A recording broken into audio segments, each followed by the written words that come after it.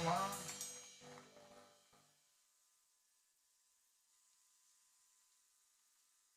Paul dit en Romains au chapitre 1er, nous l'avons entendu, le verset 16, honte de la parole de l'évangile, car elle est la puissance dont Dieu se sert pour le salut de quiconque croit. Amen. L'évangile est puissance dont Dieu se sert pour le salut de quiconque croit.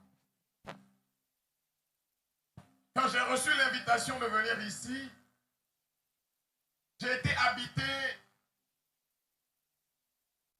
d'une joie et d'un enthousiasme que je ne peux pas vous décrire.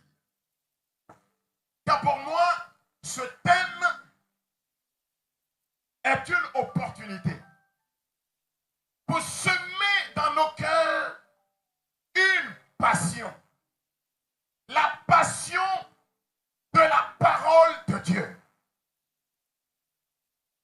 Mon but, c'est que nous repartions d'ici en devenant des hommes et des femmes passionnés de la parole de Dieu.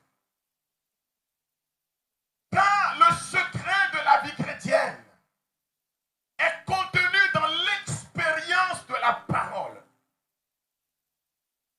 La parole de Dieu est une réalité à expérimenter. Pour moi, la preuve que quelqu'un vit une vie dans l'esprit, ce n'est pas qu'il chasse des démons. Ce n'est pas que par son ministère des hommes et des femmes guérissent. Mais c'est quel est son rapport à la parole. Car expérimenter Dieu, c'est avoir faim et soif d'entendre sa parole. Est-ce que vous êtes là? J'espère que je réussirai, avec le secours de sa grâce, à susciter en toi le désir de sa parole.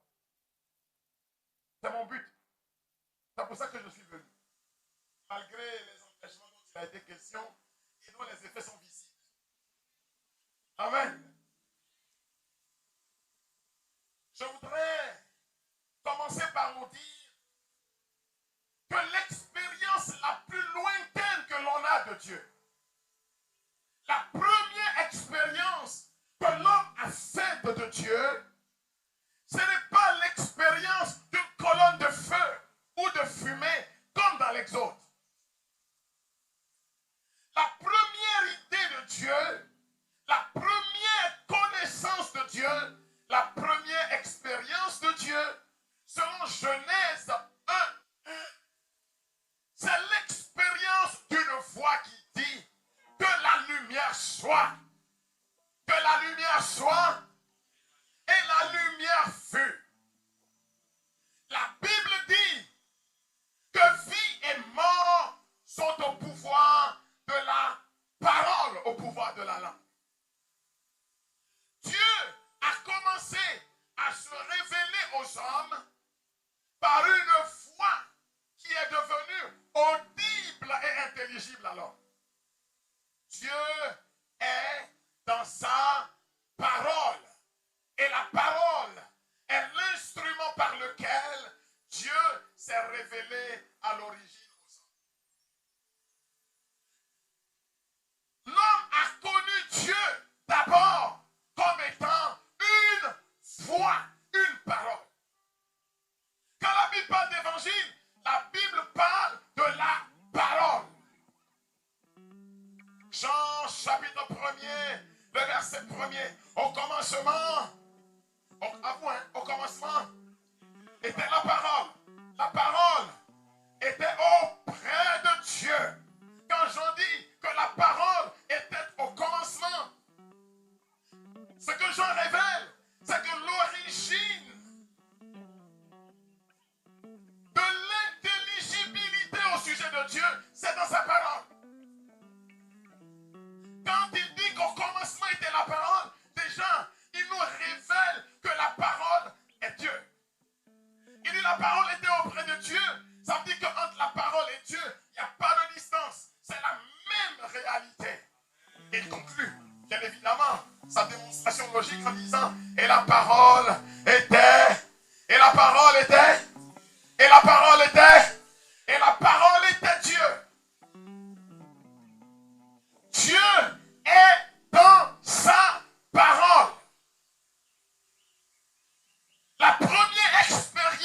Dieu, c'est l'expérience de sa parole. Est-ce que vous êtes là? Parce que je voudrais vous parler des fonctions de la parole. Pourquoi Paul n'a pas honte de la parole? Parce que la parole a un ministère. Je voudrais parler du ministère de la parole. Ça va pour vous tous? Je ne sais pas si mon micro entend. Hein? En fait, je suis béni ce soir parce que j'aurai l'occasion de voir. Est-ce que je peux avoir un micro correct? Et puis l'organisme PC.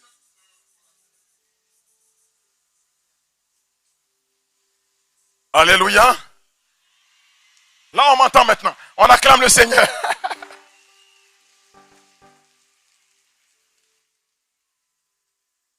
Vous savez,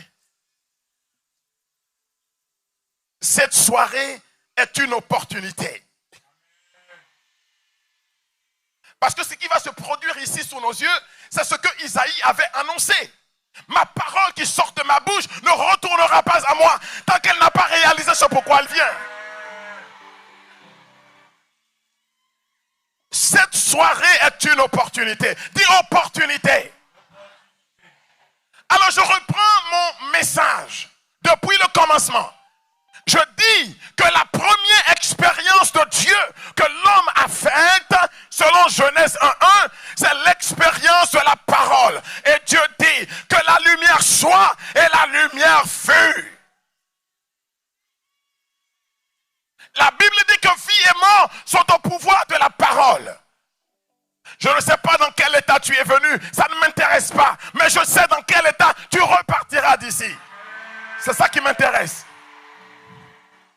Parce qu'une parole sera semée sur ta vie. Je voudrais donc ce soir nous donner la passion de la parole. L'amour de la parole. Jérémie le prophète disait, quand j'entendais tes paroles, elles faisaient mes délices. Je veux que la parole séduise ton cœur. Parce que Dieu et sa parole, c'est la même chose. Jean 1:1, au commencement était la parole, le verbe. Le verbe était auprès de Dieu. C'est-à-dire, il n'y a rien qui est antérieur à la parole. Or, rien n'est antérieur à Dieu. Il conclut donc de façon logique, et la parole était Dieu. Paul dit, je n'ai pas honte de la parole. Quand Paul dit évangile, il dit la parole. Évangile ici est le synonyme de la parole. Je n'ai pas honte de la bonne parole. Évangile veut dire bonne parole. Bonne parole. Or, la bonne parole, par rapport à la parole basique, la parole de l'homme, c'est la parole de Dieu. Est-ce que ça va pour tout le monde? Ce soir, je veux te parler du ministère de la parole. Je disais que la preuve que quelqu'un a expérimenté Dieu ou expérimente Dieu, ce n'est pas qu'il guérit au nom de Dieu, ce n'est pas qu'il chasse des démons au nom de Dieu, mais c'est qu'il a faim et soif d'entendre la parole de Dieu. Jean Pliat, qui a été cité ici, disait que le premier fruit d'une effusion réelle de l'esprit dans une âme humaine, c'est le désir d'entendre la parole de Dieu. Est-ce que vous êtes là?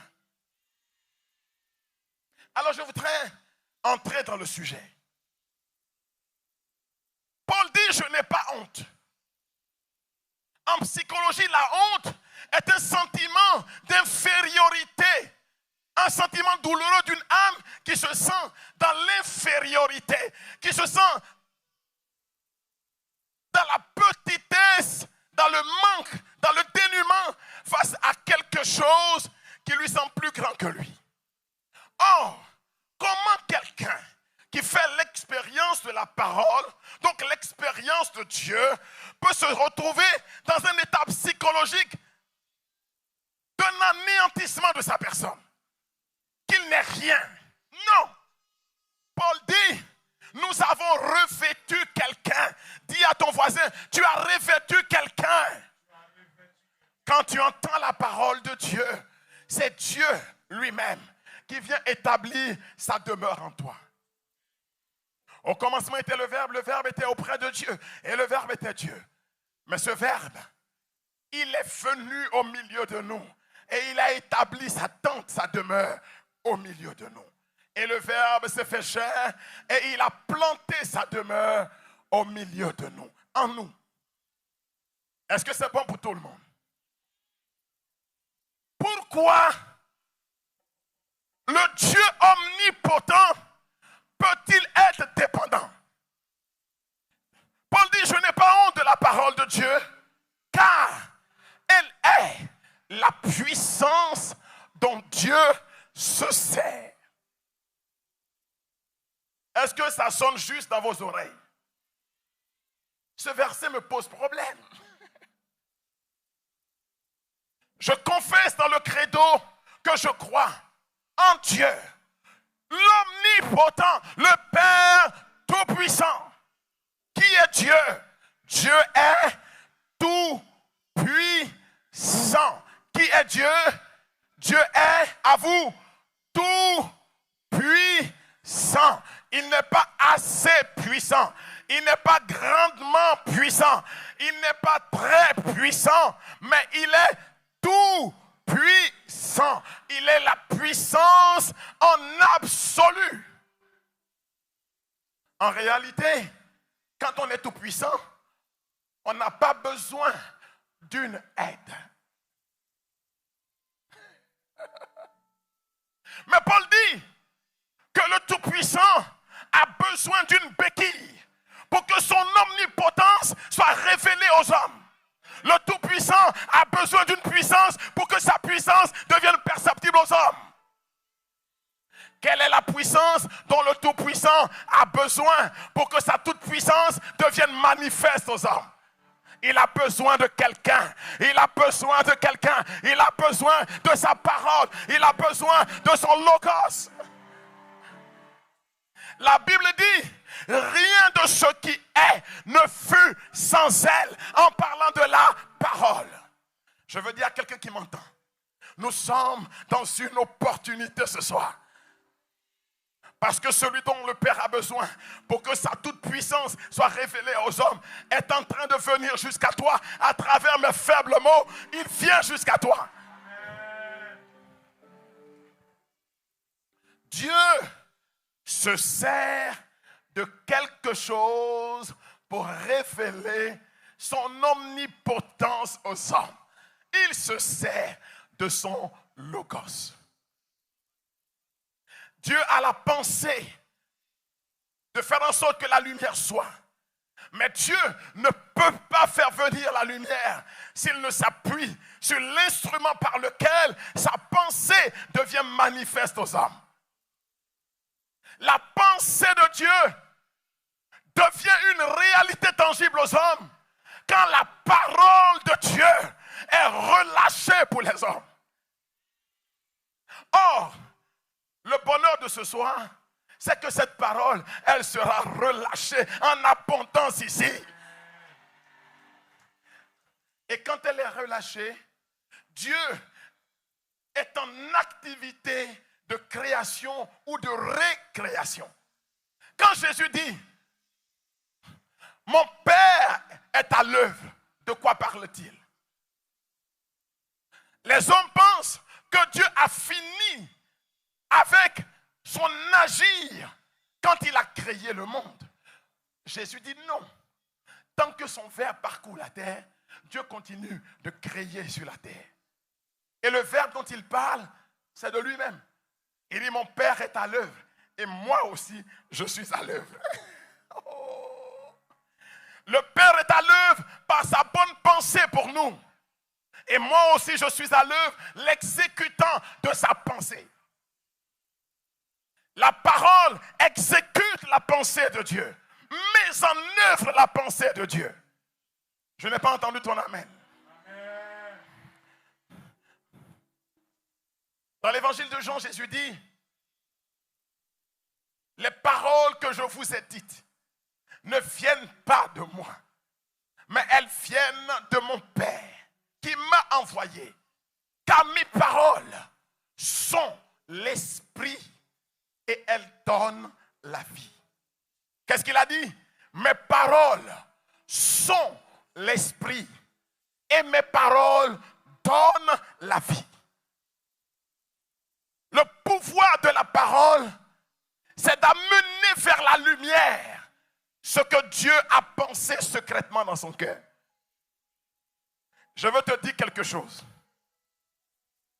Personne ne peut s'imaginer ce qui va arriver tout à l'heure dans ta vie. Parce que cela est dans le cœur de Dieu.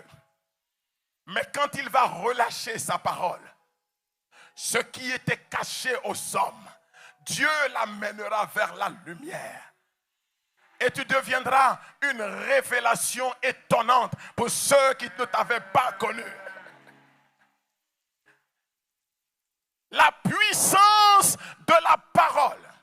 Je veux entendre la puissance de la parole. La puissance de la parole. Comment puis-je avoir honte de la parole dont Dieu a besoin? Quand Dieu se sert de quelque chose, est-ce que moi je puis en avoir honte? Quand Dieu a besoin de quelque chose, est-ce que moi je peux en avoir honte? Elle est la puissance dont Dieu se servira pour le salut de chacun d'entre nous. Je voudrais te parler de la parole et des bénéfices de la parole dans ta vie. Pourquoi il est important pour toi que ton âme se délecte dans la parole? Vous savez, quand la parole est relâchée, alors, pas des miracles, mais des miracles authentiques peuvent advenir. Car il y a miracle et miracle. Il faut dire ça à ton frère. Il y a miracle et miracle. Tout ce qui brille n'est pas de l'or. Vous savez, il dit, beaucoup viendront et diront, n'est-ce pas en ton nom que j'ai accompli des miracles, que j'ai fait ceci, que j'ai fait cela. Il dira, éloignez-vous de moi, vous qui commettez le mal. Car quand la parole de Dieu ne t'habite pas, et quand tu n'es pas mu par la parole, les œuvres qui s'accomplissent par ton ministère sont miracles peut-être, mais elles ne sont pas authentiques.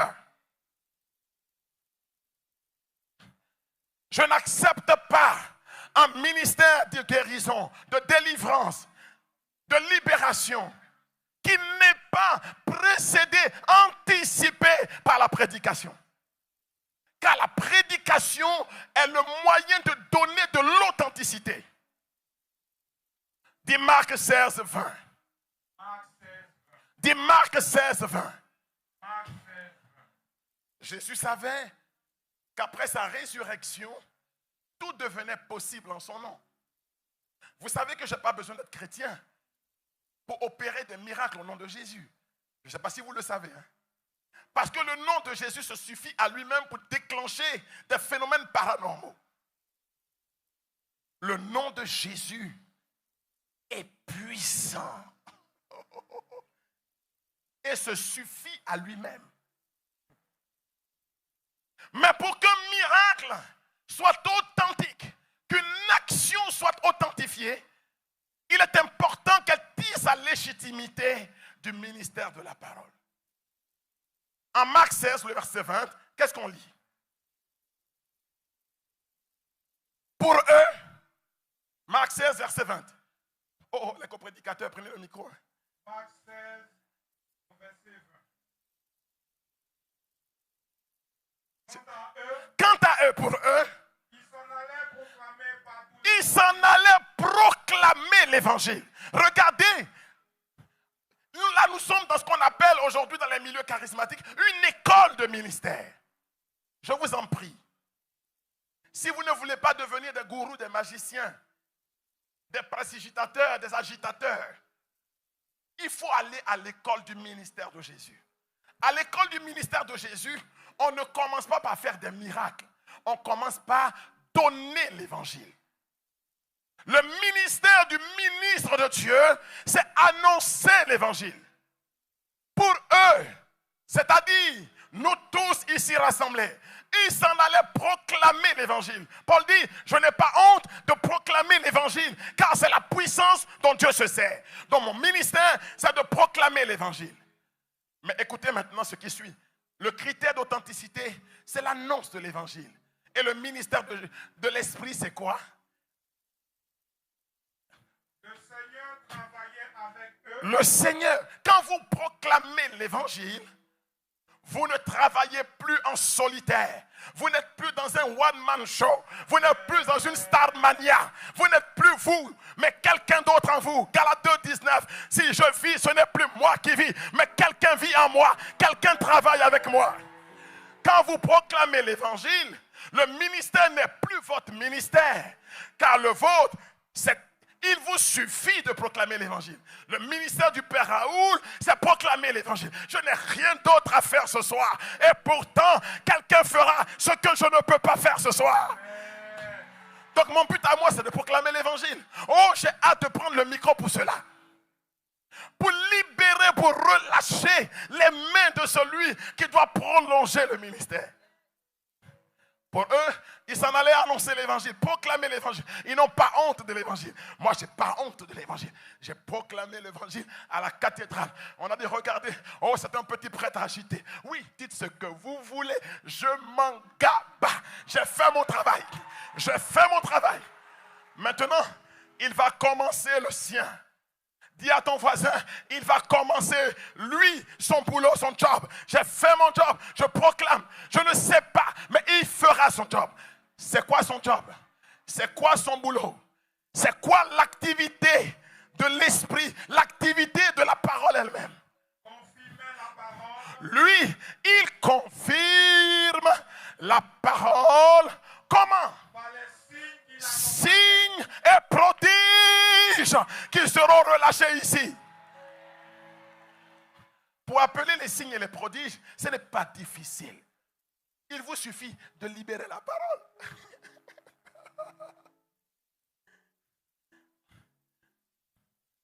La Bible dit que quand Moïse annonçait, Dieu se hâtait de confirmer. Le but, je n'ai dans ma vie converti personne. Et je ne suis pas frustré. Mais chaque fois que j'ai relâché la parole, j'ai vu Dieu transformer des vies autour de moi. Transformer des vies autour de moi. Il a fait son job. Jésus ne m'a pas demandé de convertir des gens. Il m'a demandé d'annoncer la parole. C'est bon là? J'espère que vous êtes bien assis. J'espère que vous êtes dans l'attente de quelque chose. Je ne sais pas, mais je suis béni ce soir. Je suis béni parce que sous chacune de ces tentes, la main de Dieu va opérer quelque chose.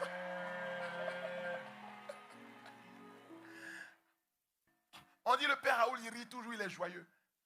Il a ses combats. Mais en fait, la joie, là, c'est la fascination qui vient de ce que fait Dieu. Je suis fasciné parce que j'ai une opportunité d'aller raconter encore ce que Dieu a fait.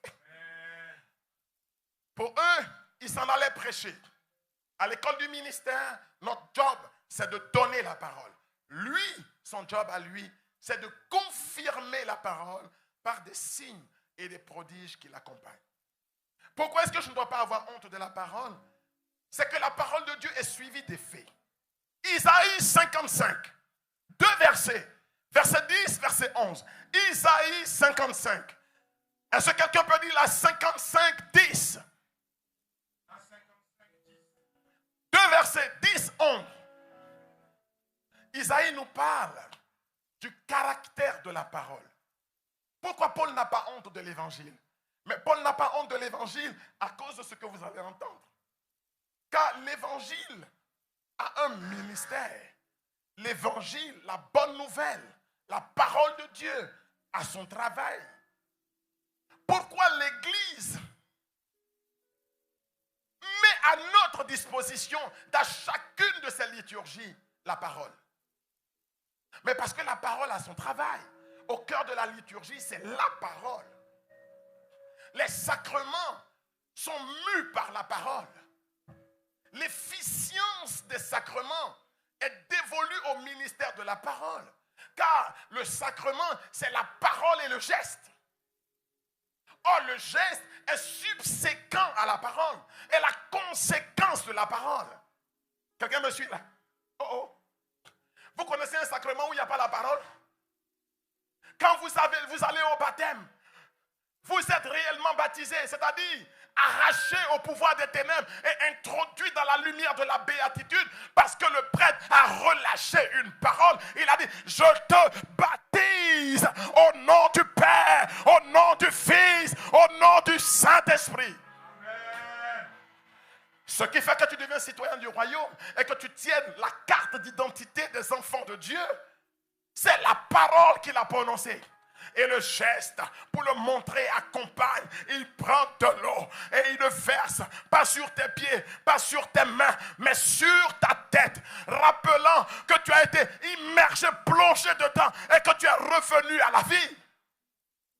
Quand vous allez au sacrement de la réconciliation, vous confessez vos péchés, mais rien n'est encore fait. Vous pleurez, mais rien n'est encore fait. Si vous pleurez que vous repartez, sans que la parole ne soit relâchée, vous êtes encore dans votre état de pécheur. Mais à cet instant, le prêtre, dans l'office du souverain prêtre, se lève et il dit, moi, fût-ce homme, mais dans le ministère de celui de qui je tiens mon ministère, je déclare ceci, je t'absous de tes péchés, moi, je condamne tes péchés, je te libère de tes péchés. Je te pardonne au nom du Père et du Fils et du Saint-Esprit. Et à cet instant, que tu crois ou que tu ne crois pas, que tu veuilles ou que tu ne veuilles pas, que tu sentes ou que tu ne sentes pas, dans le ciel, cela est scellé. La parole et l'acte pour le faire, c'est le signe de la croix qui va signer sur ton front en te touchant pour te dire, petit, tu es sauvé. Tant qu'il n'a pas dit cette parole, les choses anciennes demeurent. Mais comment je peux avoir honte d'une parole qui fait autant d'effets? Je ne suis pas stupide. Comment je puis avoir honte d'une parole qui produise autant d'effets? Dans le sacrement de l'Eucharistie, il ne suffit pas d'envoyer au prêtre des hosties, des oblats, même pas des hosties, du pain et du vin. Vous portez à l'autel les oblats, le pain et le vin. Mais tant que la parole, tant que l'évangile, tant que la bonne nouvelle n'est pas relâchée, le pain c'est du pain, le vin c'est du vin. Mais quand il proclame les paroles de celui qui lui-même est la bonne nouvelle, lui-même est l'évangile. Parce que l'évangile, ce n'est pas quelque chose. L'évangile, c'est quelqu'un. Je n'ai pas entendu ton amen. Je ne suis pas venu te parler de quelque chose. Je suis venu te parler de quelqu'un. L'évangile, c'est quelqu'un. Oh, je n'ai pas entendu ton amen. Ramène-moi ce que je t'ai dit. L'évangile, c'est quelqu'un. C'est quelqu'un. Mais quand le prêtre dit les paroles de Jésus à la consécration, qu'il les répète, quand il dit prenez et mangez, ceci est mon corps. Quand la parole est relâchée, le pain n'est plus du pain. Il ne conserve que l'apparence du pain, mais dans sa substance, il est devenu le Christ lui-même. Connaissez-vous un sacrement où le geste a précédé la parole? Mais pourquoi vous voulez des miracles alors que la parole n'a pas encore été relâchée? Quand j'étais encore jeune protestant, pour impressionner les gens, on disait, quand tu arrives, pour que les gens te donnent du respect, commence pas faire un ministère. Stop. Dis à ton frère stop. Stop. Commence à donner la parole. Et celui qui est la parole, sans que tu ne te fatigues, accomplira le ministère pour toi. Est-ce que vous voyez un peu dans l'affaire? Isaïe 55. Quelle est l'activité ou quelle est la phénoménologie de la parole? Ah oui, oui, oui. Il y a une phénoménologie de la parole. Il y a une manifestation de la parole. Comment la parole se manifeste-t-elle aux hommes? Écoutez bien. La pluie et la neige qui descendent des cieux. Pour expliquer le mouvement de la parole, le prophète Isaïe se sert d'une image.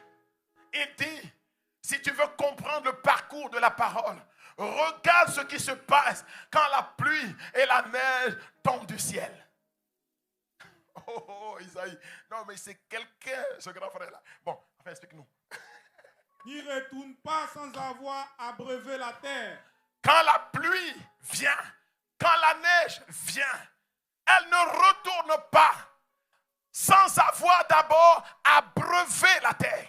Je veux dire à quelqu'un qui m'écoute ce soir, mais est-ce que vous savez que là maintenant symboliquement, la pluie et la neige sont en train de se répandre ici à la cathédrale? Amen. Symboliquement. Quand la parole est relâchée, c'est comme quand la pluie tombe du ciel. Et cette pluie ne va pas retourner tant qu'elle n'aura pas abreuvé ta vie. Tu es ici pour que Dieu abreuve ta vie. Amen. Ah oui, oui, oui.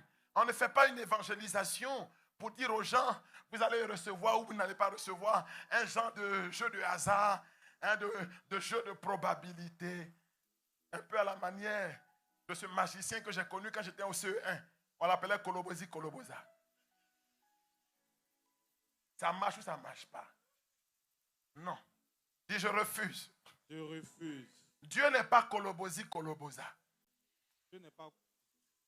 Quand il pleut, il pleut. Et là, il est en train de pleuvoir. Amen. Là, le ciel est ouvert. Amen. Là, il est en train de pleuvoir. Et ce qui me plaît dans cette affaire, c'est que cette pluie n'est pas arrêtée par les bâches. Elle tombe sur ta vie. Amen. Mais comment avertissons-nous de façon sensible que le ciel est ouvert et que la parole est relâchée?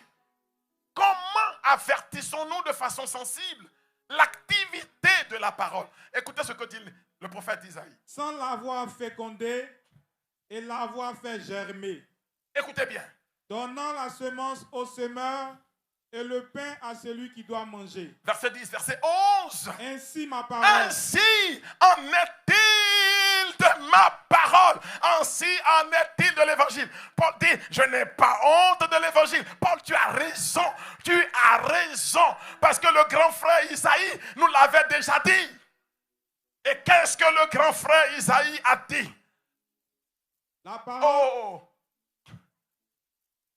Oh, vous êtes là? Oh. Ils sont là, ils ne sont pas là. On entend, non? Non, dis grand frère Isaïe. Grand frère Isaïe. Dis grand frère Isaïe. Grand frère Isaïe. En fait, Isaïe, c'est un prophète qui me bluffe. Non. J'aime trop le grand frère. Vous savez comment son ministère a commencé?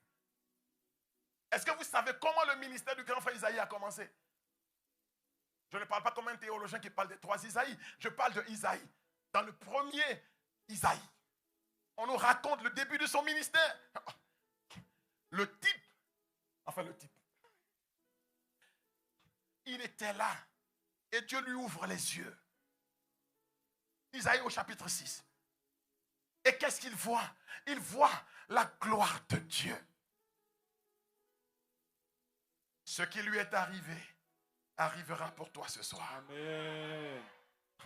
Alors, le pauvre il dit, moi qui suis qu'un homme pécheur, mes yeux ont vu le Seigneur Adonai.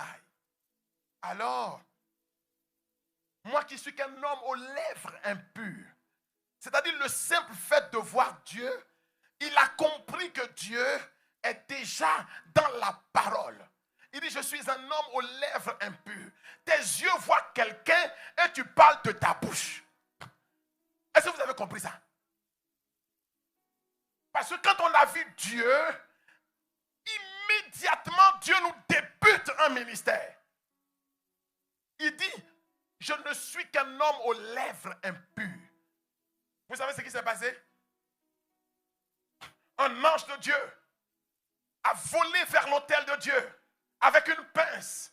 Il a saisi une braise et il a touché les lèvres d'Isaïe. Et Dieu, il entend la voix de Dieu qui lui dit, mais ceci a touché tes lèvres.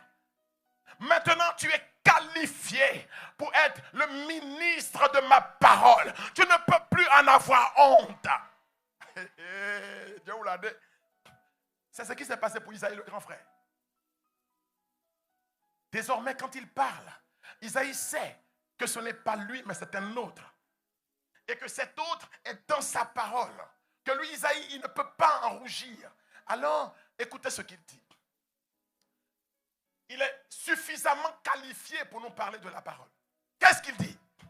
Ainsi ma parole. Ainsi en est-il de ma parole qui sort de ma bouche. Ne me reviendra pas. Elle ne me reviendra pas. Je veux dire à quelqu'un qui m'entend que tout ce qui sera prophétisé ici ce soir va s'accomplir pour toi. Amen. Elle ne retournera pas à Dieu. Particulièrement dans l'Eucharistie. Parce que ce qui s'est produit pour Isaïe se produit pour nous à chaque Eucharistie. La braise que l'ange a prise devant l'autel, c'est le pain devenu le corps de Jésus que tu recevras à partir de l'autel de la Sainte Messe tout à l'heure. Ça se produira à 18h. Quelle heure est l'heure? Oh. Je pense que j'ai assez parlé. 17h15. Bon, donnez-moi 15 minutes. Je peux en avoir 15 minutes encore. Isaïe dit, elle ne retournera pas à moi. Sans résultat. La parole de Dieu. Je n'en ai pas honte, dit Paul. Parce qu'elle n'est pas une parole stérile. Une parole qui ne produit pas de résultat est une parole stérile. C'est une parole qui équivaut à un silence. Quand on dit à quelqu'un, tu parles pour ne rien dire, dis Dieu. On t'a insulté d'elle. Ça dit ta parole n'a pas de résultat. On peut dire ça à quelqu'un? On ne peut pas dire ça à Dieu. Car Dieu, quand il a parlé, il exécute ce qu'il a dit. Il fait ce qu'il a dit. Elle produit toujours des résultats. La parole de Dieu produit des résultats. Elle n'est pas une parole vaine. Elle n'est pas une parole vulgaire. Elle n'est pas une parole banale. Elle est une parole efficiente, une parole efficace, une parole puissante. Est-ce que vous êtes là? Est-ce que vous êtes là? Je suis content, je dis tout ça là, simplement parce que la parole est relâchée. Je suis content. Parce que moi, je partirai, mais toi, tu auras un témoignage. Amen. À raconter aux hommes. Elle produit des résultats ensuite. Sans avoir fait ce qui me plaît. La parole de Dieu fait toujours ce qui correspond à la pensée de Dieu. Elle fait ce qui plaît à Dieu. Quand Isaïe parle de la parole, il en parle en termes d'activité de la parole. Les verbes employés sont des verbes d'action. Elle fait ce que Dieu veut. Oh, Dieu veut du bonheur pour toi. Amen. Je n'ai pas entendu ton amen. Dieu te veut du bien. Amen. Fais ce que Dieu veut. Sans avoir accompli sa mission.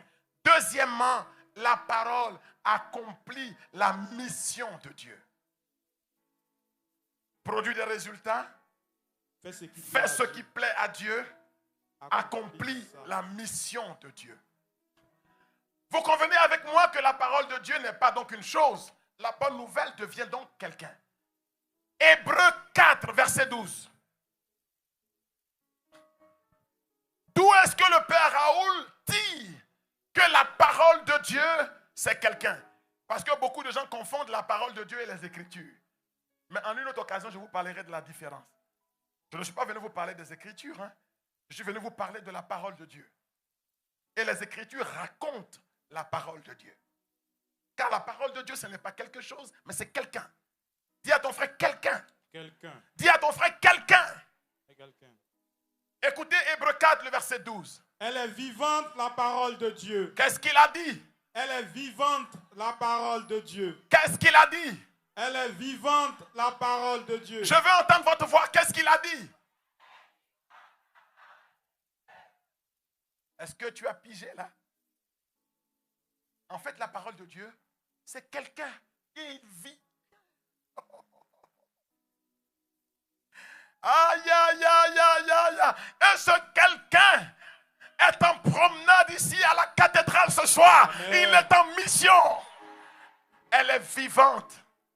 Paul dit, du moins l'école paulinienne que l'on trouve dans l'épître aux Hébreux, donc les disciples de Paul ont appris de Paul, qui n'a pas honte de la parole, que la parole c'est quelqu'un qui vit. Elle est vivante, la parole de Dieu. Mais elle n'est pas seulement vivante. Mais non seulement la parole de Dieu c'est quelqu'un qui vit, mais c'est quelqu'un qui a une certaine puissance. Qu'est-ce qu'il dit? Énergique. Énergique. Et plus coupante qu'une épée à deux tranchants. Plus coupante qu'une épée. En fait, quand vous avez la parole de Dieu, le frère Marcel Blé racontait un peu la Rome antique, n'est-ce pas? Mais dans la Rome antique, les instruments de destruction, c'était quoi? C'était l'épée. On dit quelqu'un qui a la parole de Dieu, c'est comme quelqu'un qui a les armes nucléaires et qui combat contre quelqu'un qui a un coupe-coupe.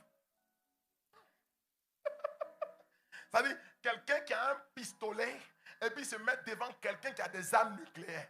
Vous-même regardez, est-ce que ce combat-là, ça peut réussir? Il y en a un qui va t'écraser. Quand vous avez la parole de Dieu, Satan en personne peut descendre avec toute la milice des enfers. Mais vous êtes pour lui une terreur. La terreur change de camp. Quand la parole est avec vous, la peur change de camp. Quand vous avancez, il recule. Quand vous avancez, il recule. Amen. Ils sont venus avec des gourdins. Ils sont venus rencontrer celui qui est la parole et qui a la parole. Ils lui demandent, mais nous cherchons Jésus. Il dit, qui cherchez-vous? On dit, Jésus de Nazareth. Qu'est-ce qu'il a répondu? Il a dit, c'est moi. Ils ont reculé.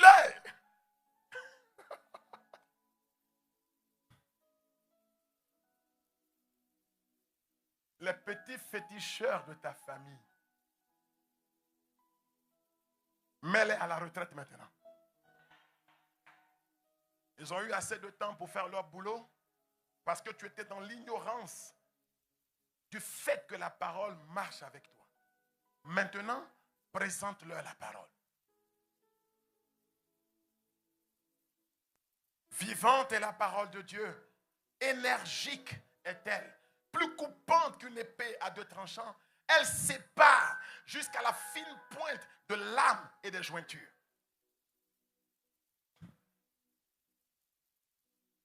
Tu en as besoin parce que Dieu marche avec sa parole. Si vous avez la parole de votre côté, Dieu est tenu de marcher avec vous. Si vous faites des miracles, Dieu n'est pas tenu de marcher avec vous. C'est bon pour tout le monde là? Mais si vous avez la parole avec vous, Dieu est tenu de marcher avec vous. Jean 15, le verset 9. Écoutez bien, je suis à la fin. Et puis, elle sera la porte de toutes vos bénédictions. Jean 15, verset 9. Comme le Père m'a aimé. Va au verset 7 pour venir. Si vous demeurez en moi. Si vous demeurez en moi. Question. Comment on fait pour demeurer en lui. Réponse. Et que mes Mes paroles paroles demeurent en vous. Quand la parole de Dieu demeure en vous, ici c'est une forme, comment on appelle ça? Une forme d'écriture qu'on utilisait à cette époque. C'est qu'on annonce les finales avant les prémices. C'est comme toute l'écriture romaine. Pour donner le titre à un livre, on annonce d'abord le titre et puis ensuite on fait le développement. Ici, c'est ça que Jean utilise. Jean dit quoi? Jean dit quoi? Si vous demeurez en moi, ça c'est l'objectif. C'est la finale, c'est la conclusion. Maintenant, il développe les prémices pour arriver à ça. Et qu'est-ce qu'il dit? Et si mes paroles demeurent en vous. Autrement dit, si mes paroles demeurent en vous. Aujourd'hui, c'est comme cela que le Père Raoul aurait écrit. Si mes paroles demeurent en vous, alors vous demeurez en moi. Mais avant, on dit, si vous demeurez en moi et si mes paroles demeurent en vous. Vous voyez un peu la forme d'écriture. Celui qui a la parole demeure en Dieu. Conséquence. Demandez tout ce que vous voulez. Oh. Vous êtes là? Êtes-vous venu avec des demandes ce soir? Non, ouvrez bien les valises de vos requêtes. Ouvrez bien les valises de vos requêtes. Et puis je préfère vous dire que Dieu n'aime pas les gens qui viennent faire les négociants quand ils sont dans sa présence. Non, Seigneur, tu sais, même si tu ne fais pas tout, fais un peu. Quittez devant moi. Ces gens de prière, Dieu n'aime pas. Non, Seigneur, même si tu ne fais pas tout, je m'en contenterai. On t'a demandé ton avis. Si après il n'a pas tout fait, il faut t'en contenter. Mais on ne va pas demander à Dieu, non Seigneur, tu sais, tout le monde chez moi est dans la misère, mais ça ne fait rien. Si tu peux faire en sorte qu'on puisse avoir même le café de demain matin, ça nous suffit. Dis à ton frère,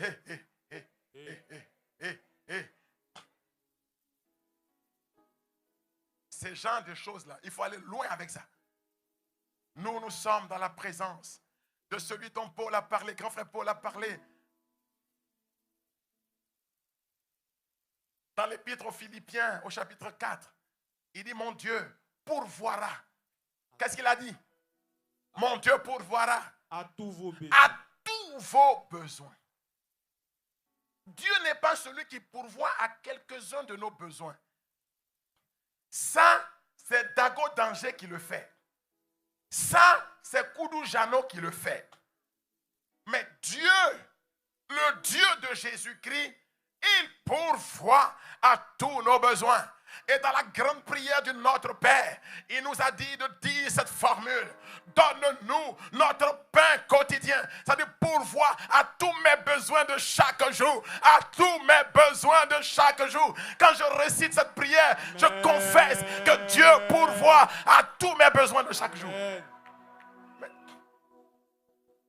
ce qui fait mal dans cette affaire, c'est qu'il y a des prétendus hommes de Dieu qui nous enseignent à accepter ce genre de prière bizarre. Et qui nous font réciter pourtant le Notre Père tous les jours. Non, je refuse. Je refuse. Tout le monde n'est pas obligé d'être prédicateur, on nous a dit. Si tu ne veux pas prêcher, tais-toi. Mais quand tu prêches, prêche le credo. La prédication de l'Église est synthétisée dans l'acte de foi que nous professons. Et les premières paroles de cet acte de foi disent un Dieu tout-puissant. Oh Dieu. Mais regardez vous-même ce qu'on est en train d'enseigner aux chrétiens aujourd'hui. On leur demande de croire en un Dieu qui est comme un chef de parti politique, un genre de président de la République, fut-il le plus grand. Hey! Jésus n'est pas Trump, hein? Je vous dis. Il n'est pas le chef d'État le plus puissant de la terre, hein? Je vous parle de celui devant qui, dans les cieux, sur la terre et sous terre, tous les genoux fléchissent. C'est quoi cette histoire? Yes. Ou je suis catholique ou je ne le suis pas. Non, non, il prêche les miracles. Il prêche des miracles. Écoutez, non, excusez-moi. Excusez-moi. Je n'ai pas besoin de prêcher des miracles. Vous-même, regardez-moi. Je ne suis pas un miracle. Yes. Amen. Je vous demande d'aimer Dieu, d'aimer sa parole, de marcher à la lumière de sa parole, de vous laisser conduire par sa parole.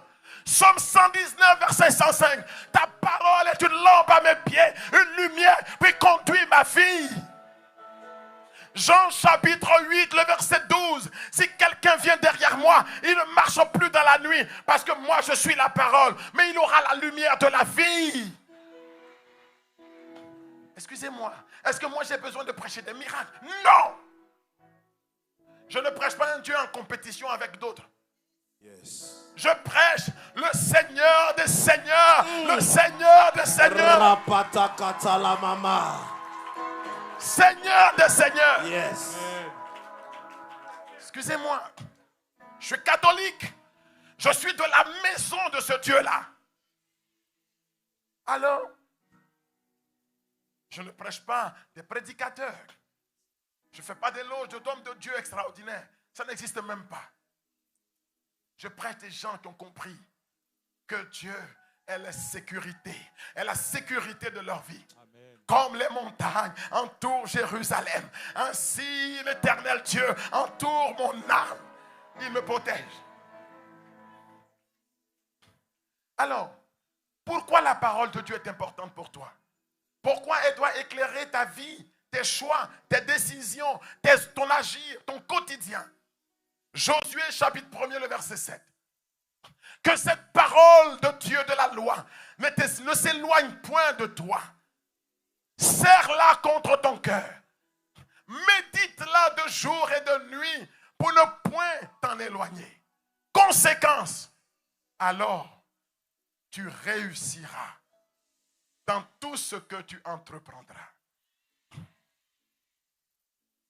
L'hérésie, c'est de prêcher la réussite sans prêcher la source de notre réussite, c'est-à-dire la parole de Dieu. Nous n'avons pas honte de la parole de Dieu. Elle nous met au travail. Elle nous accompagne dans notre vie. Elle éclaire nos choix.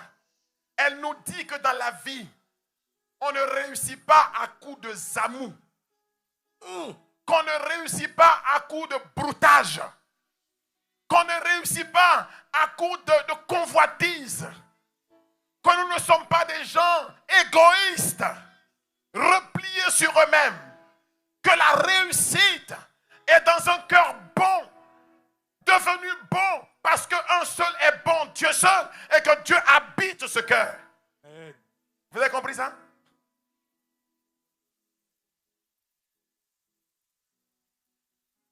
Je n'ai jamais fait de miracle, mais j'ai vu Dieu faire tellement de miracles. Chaque fois que la parole a été disponible.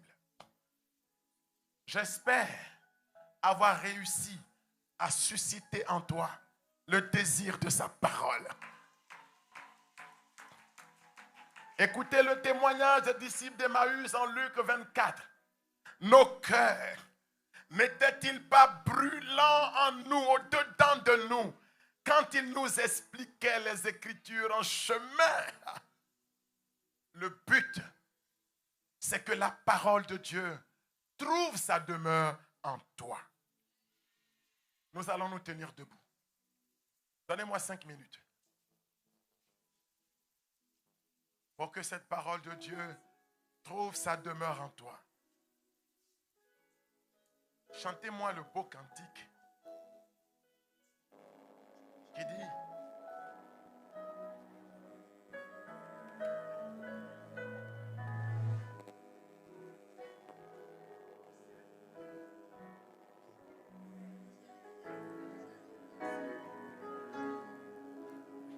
levez la main comme ça. J'ai une bonne nouvelle pour vous. Peut-être que vous ne le saviez pas, il faut que je vous le dise. À l'heure où nous sommes rendus, c'est pas quelle heure il fait? Mais la nouvelle est bonne. Le ciel est ouvert. Je n'ai pas entendu ton amen fort. Papa, qu'il envoie pour nous sa grâce. Service d'ordre, accompagnez-moi s'il vous plaît. Le ciel est ouvert. Plusieurs personnes sont en train d'être impactées par la puissance de la Papa parole. qui m'appelle. Parce que Dieu veut leur donner un ministère pour transmettre, pour communiquer sa parole. Romains 10 à partir du verset 14.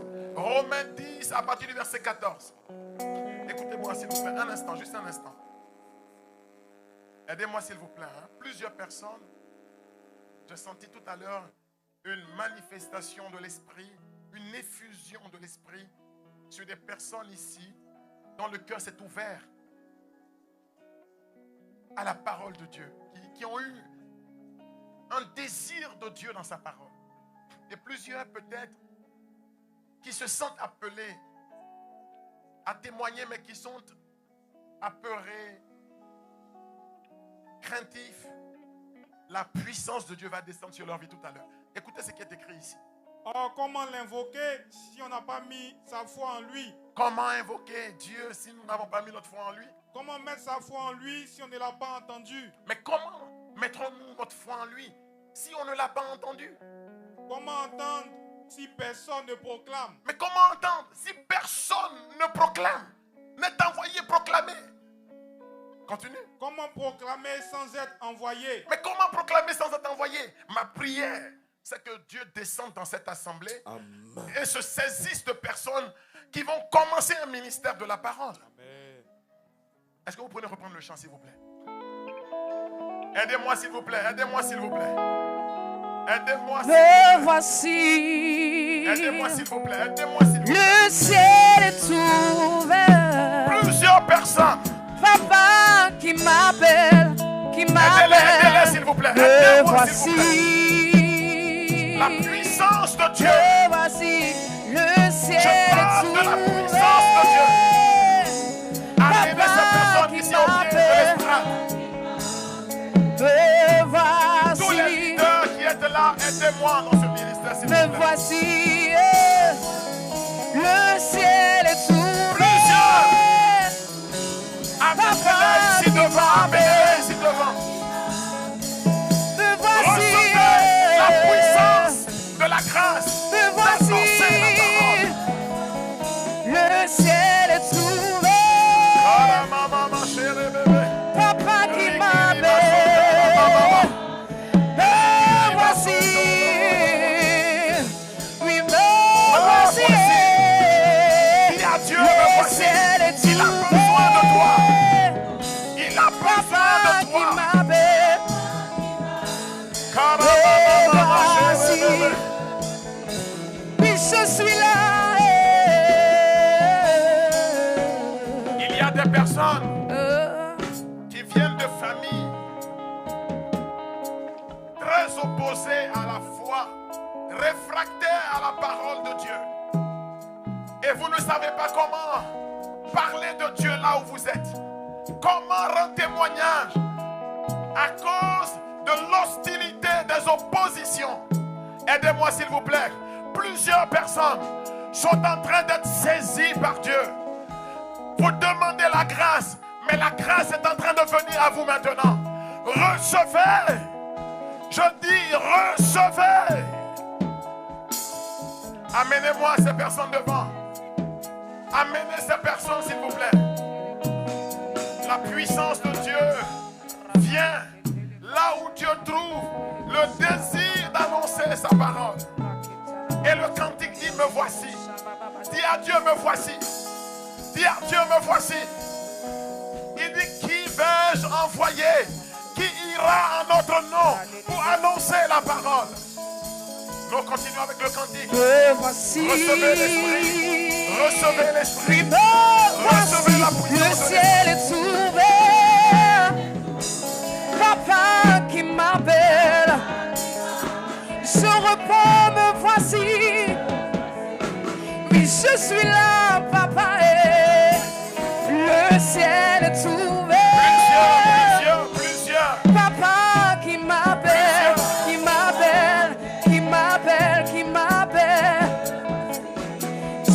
enfant, me voici. Le ciel, papa qui m'appelle. Nous levons les mains. Me voici. Nous allons vers la fin. Nous allons vers la fin.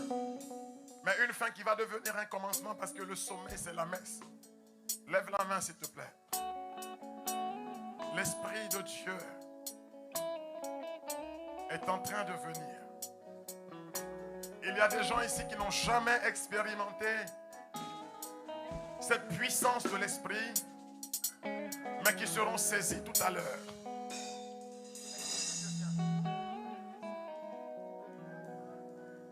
Esprit de Dieu vient. Il y a des personnes ici qui ne savent pas que par la grâce de leur baptême, elles sont prophètes. Le jour de ton baptême, tu as revêtu la dignité de prêtre, prophète et roi. C'est-à-dire que Dieu va délier ta langue maintenant. Dieu va délier la langue de certaines personnes maintenant. Il va tuer en toi cette timidité, cette peur qui est en toi. Paul dit, l'esprit que nous avons reçu n'est pas un esprit de peur. Que le don prophétique qui est dans ta vie, maintenant soit relâché. Deviens témoin de la parole. Témoin de la parole. Dieu vient. Esprit, esprit de Dieu vient. Esprit